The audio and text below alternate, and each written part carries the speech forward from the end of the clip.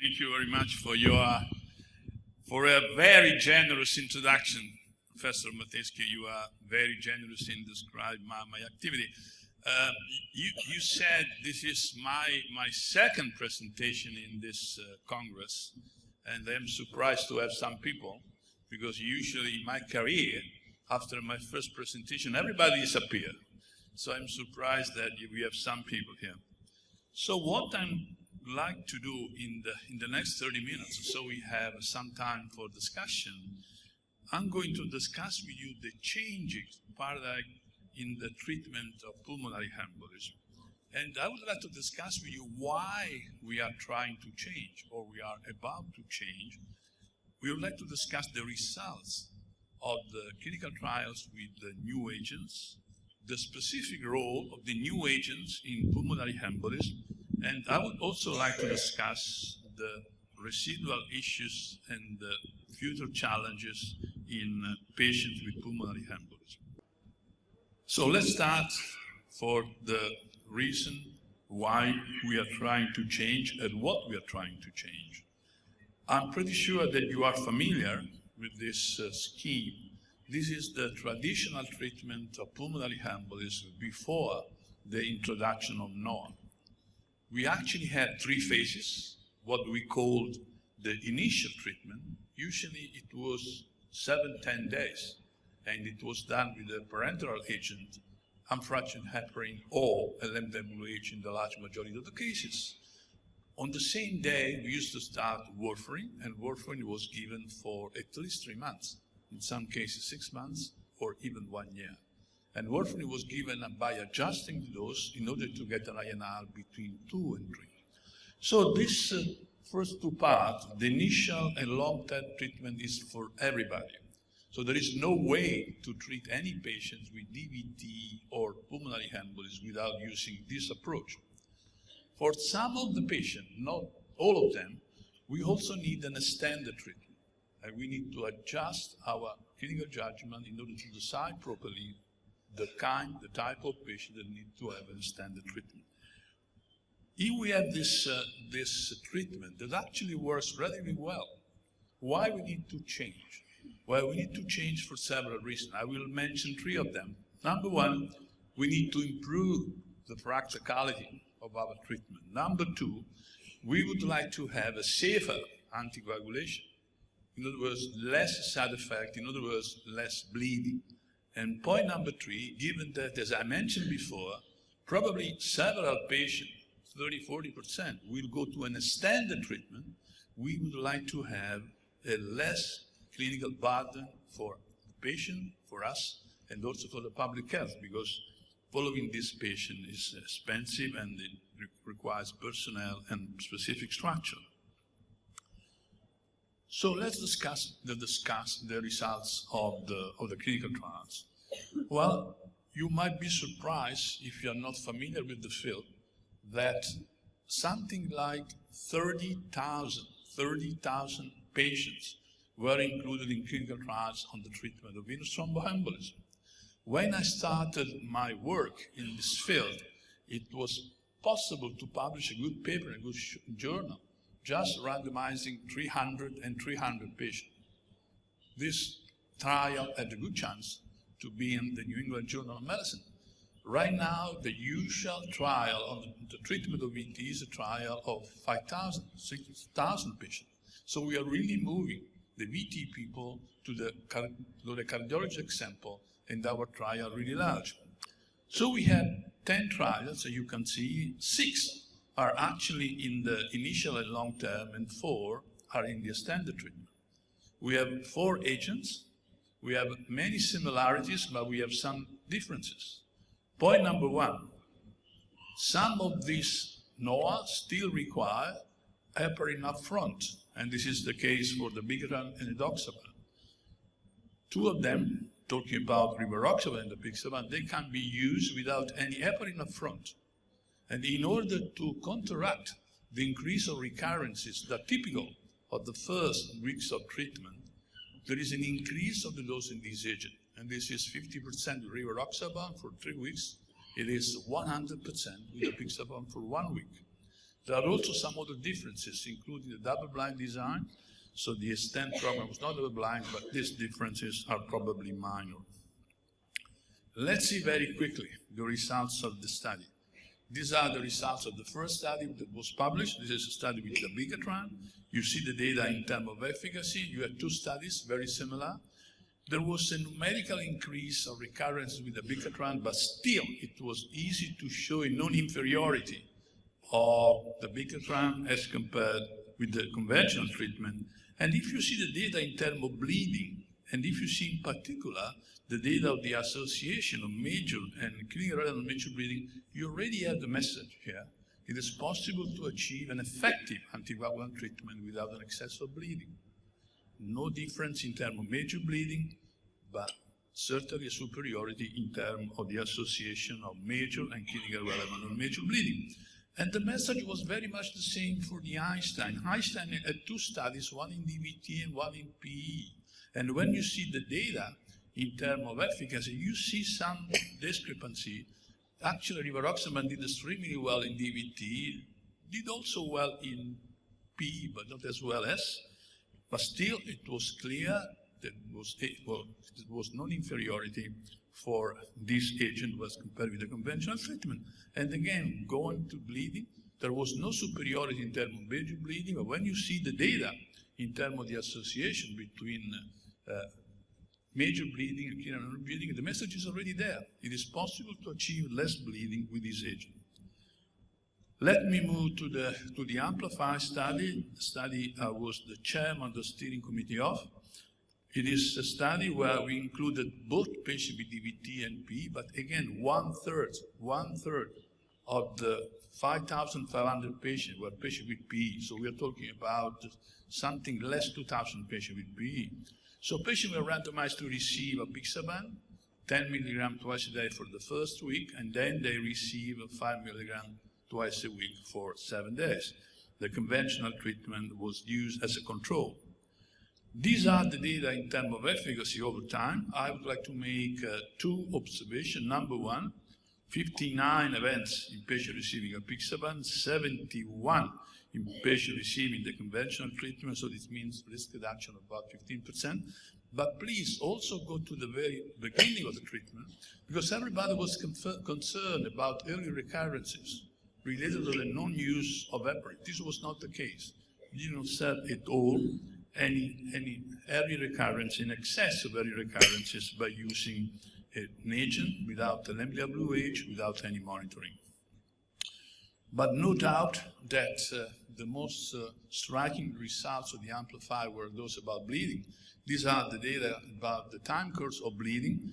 You actually see that we got 15 events in patients receiving apixaban and 49 in patients receiving the conventional treatment. This means risk reduction of 69%. And as you see from the time course, the differences was really apparent since the very beginning. So it is quite clear that by using this agent, you can achieve a non-inferiority concerning efficacy, and you can be superior in terms of safety. Just to provide you with a complete observation, you see the data of the OCUSI, the last generated child of our production, and you see there was a non-inferiority for concerning both the overall population and also when the population were split together, were split in terms of DVT and PE, non-inferiority was also shown. Concerning major bleeding in the OCUSI program, there was a difference from the association between major and clinical major bleeding. There was not superiority concerning major bleeding. So it was worthwhile to summarize all this data together in order to give you the feeling about the value of these agents overall in the treatment of VTE. Where you see, if you see the recurrence, the rate of recurrence in this meta-analysis was 2% in patients receiving NOAC, 2.6 in patients receiving the conventional treatment. If you jump down immediately to the major bleeding, this is the concern we have the most in this patient. Well, the data are quite interesting. 1.1% in patients receiving NOAC, 1.7. This means an overall risk reduction of 38%. So the message is quite clear when considering the four agents together. You see the picture of these in a different form. You actually see the recurrent VT. You see the difference was quite consistent, and this is particularly the case concerning major bleeding. So this finding of superiority was quite consistent overall, although the different studies contributed differently in the overall effect. So let me touch now something more specific for this audience, and I'm talking about the specific role of NOAC in patients with pulmonary embolism. So let's see the data specifically in patients with pulmonary embolism. This is another meta-analysis, but what we are counting here are the patients with PE in the overall population included in the 6 studies I mentioned before. So I'm still talking about 5 studies. I'm still talking about more than 11,000 patients. VT recurrence, 2.4, 2.6, 11% risk recurrence. We go down, we see the major bleeding, 0.9, 2.3, 70% risk reduction. So I'm talking about patients with PE. So these are data specifically taken in patients with PE. Of course, I am somehow, if not celebrating, saying something extremely good about this new agent, but I would like to be as objective as possible. And I would like to share with you some doubts that I still have when I treat a patient with PE with this agent. So let's see what we need to discuss about and we need to figure out in the coming years. I have personally 4 doubts that I would like to share with you this morning. First of all, I still could be in doubt, I'm not, but I could be in doubt about the need of upfront heparin treatment in this patient. Then I am personally still concerned about treating patients at the intermediate high risk. Of course, you know the guidelines of the European Society of Cardiology, but I will show just a picture about. I'm still thinking about patients with cancer. And finally, I would like to have some more data about the duration of treatment, about the extension of treatment in this patient. So let's go one by one this point, although very briefly. Well, do we need in upfront heparin? Well, this is something that would require a specific clinical trial. But we have some data coming from the Amplifier. What we did in the Amplifier, we split up the time course of the events, day 7, day 21, day 90, both in terms of recurrent VTE and major bleeding. So if you look at day 7, this is the most critical time for the initial treatment, heparin, no heparin. Well, if you see in the left side, there was not excess at all of recurrence in patients receiving apixaban. And this was indeed constant at day 21 and 90. If you go to the right, you see the bleeding data. You see the bleeding data, and they clearly show that the advantage is already clear after day 7. Whether this is due to the absence of LMWH is something we can discuss, but these are the data. What you might say, well, this is what you have seen in patients with VTE. I would like to know the data in patients with PE. These are the data in patients with PE. See the number. Day 7, 5, and 7.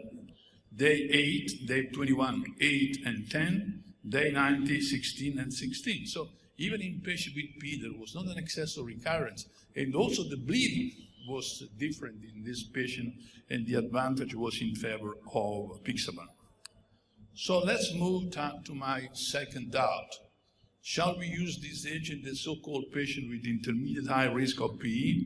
Well, I'm pretty sure you are familiar with this picture. I'm talking about the yellow patient, those that are normotensive, but they do have RVD, right ventricle dilation at echo, and increased troponin. As you know from the literature and you know from your clinical practice, these patients are about 30% of the patient. You are all clinicians. I'm talking about this patient here. This patient is a normotensive patient.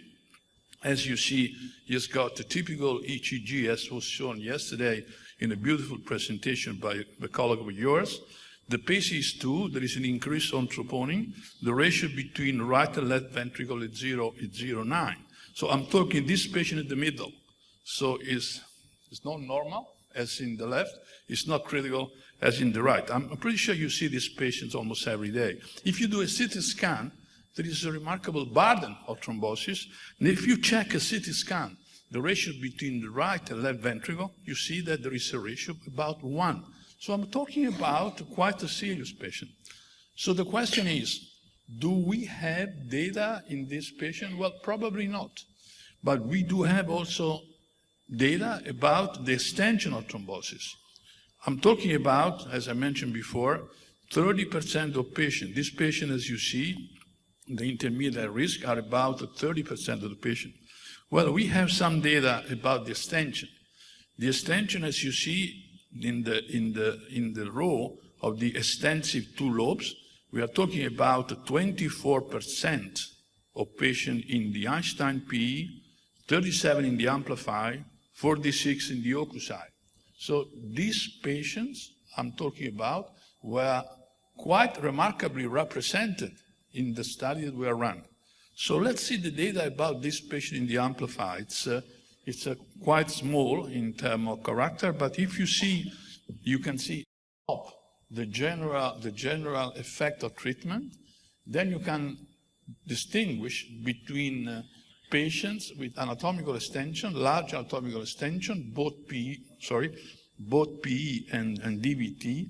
And if you see in PE, the extensive patient, still there was 5 recurrences in patient apixaban and 12 in patient receiving the conventional treatment. So my message is that we don't have any data in terms of the functional status of this patient, but if we look patient with an extensive PE CT scan, we have data, we have comparison data between apixaban and the conventional treatment, and it looks like that apixaban is doing well. Very quickly, patient with cancer, I'd like to mention that patients with cancer were just a few in all the studies. In all the studies we know, so we should interpret this data with caution, but we actually have some patients. So we have a very brilliant meta-analysis that was done by this colleague about, you see, VTE recurrence and bleeding. If you consider all the patients together, we are talking about 1,000 patients. We are talking about 1,000 patients. You see that concerning VTE recurrences, there was a risk reduction of 23%, and concerning bleeding, it was a risk reduction of 12%. So there are some indication that this agent could be used also in patients with cancer, although, again, let me say this again, the number of patients with cancer in the studies were very minor. I'm talking about 3-5% of the overall study population. For this reason, this is the study we are actually doing. The study is called Caravaggio study, and we will be comparing the NOAA with the low LMWH in patients with cancer. So this is a specific study in patients with cancer, and we are going to compare apixaban with the standard of treatment, the current standard of treatment. This is LMWH. So let me move to the very last point. I'm pretty sure that everybody here in the audience saw a patient in the last couple of weeks, and maybe many of you were in doubt about the duration of the anticoagulant treatment in a specific patient. So the question was, shall I stop treatment in this patient? Shall I keep going? Well, if we could have some good data for the extension, possibly we would be more keen to prolong treatment because we are all concerned about the recurrences, especially in patients with PE. So I'm talking about now the extended treatment.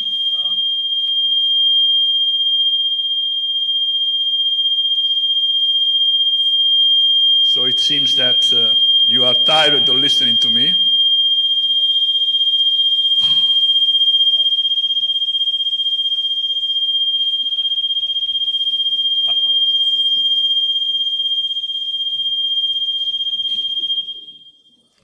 Okay, so this was a clear signal. We are tired. Go away. We don't want to listen anymore. But give me another minute, and then I will be finishing. So some people is actually in doubt about whether we need to extend treatment. Do we have any data with NOAA? I want to be very quick, and I will be showing you the results of a meta-analysis. And I will try to talk to the clinician in terms of number needed to treat and number needed to have. So we have, you see, 3 studies. Just go to the last line. at the bottom. We know if you extend treatment and you compare with no treatment, in this particular case, in order to preserve double-blind, this was placebo, you have, we know 1.3 and placebo 7.2 recurrence rate. So this means an absolute risk reduction of 6%. This means a number needed to treat of 17. So you need to treat 17 patients in order to prevent a recurrence. We need another information now, and we need the information about bleeding. These are the data about major bleeding. Major bleeding is the complication we fear the most. Well, we have 0.3, 0.2, the risk reduction is 0.1, the number needed to harm is 900. So you need to treat 17 patients in order to prevent a recurrence. You need to treat 900 patients in order to have a bleeding. I think that many of us will actually change their mind about the duration of treatment after pulmonary embolism, and possibly will be in the future more generous in prolonging the treatment in this patient. Well, let's see quickly the data of the Amplify. The Amplify was a study specifically designed in the extension. We had 2 doses in the extension phase, so everybody received anticoagulation, full anticoagulation before randomization there, and we had 2 different doses. The traditional dose, 5 milligrams twice a day, and the reduced dose, 2.5. These are the results. For the first time, by reducing by 50% the dose of apixaban, you actually achieve the same results. So in green, you see the placebo. In yellow, you see the 2 doses of apixaban. And when you go to bleeding, well, it was almost superimposable, the curves of apixaban 2.5 placebo. So this means that you can extend treatment with an anticoagulant for 1 year. You will achieve an 80%, 90% risk reduction in terms of recurrences, and the bleeding will be not different, statistically different from placebo. I think many of us will change their mind concerning the duration of treatment in this patient. This is my last slide. I really believe that the treatment of pulmonary embolism will change in the coming years. We'll still have the very difficult patient. I'm talking about the so-called high-risk patient. These patients are about 10–15% of the overall patient with PE, depending on the setting where you work. But I do believe that most of the patients will have their life much easier. Anyhow, in patients at high risk, we'll probably use thrombolysis or whatever you can use, thrombectomy, surgery in some cases, and then this patient will go to the NOAC treatment. But I do believe that most of the patients can be treated with a single drug approach, and they will have life made much easier, and our life will be much easier. I think, friends and colleagues, that this is a remarkable change in clinical practice. I know that in cardiovascular medicine there are many changes. In the field of thrombosis, we actually have just a few in the last year. And in my opinion, and I would like to learn about yours, this is a remarkable change in clinical practice. Thank you very much for your attention.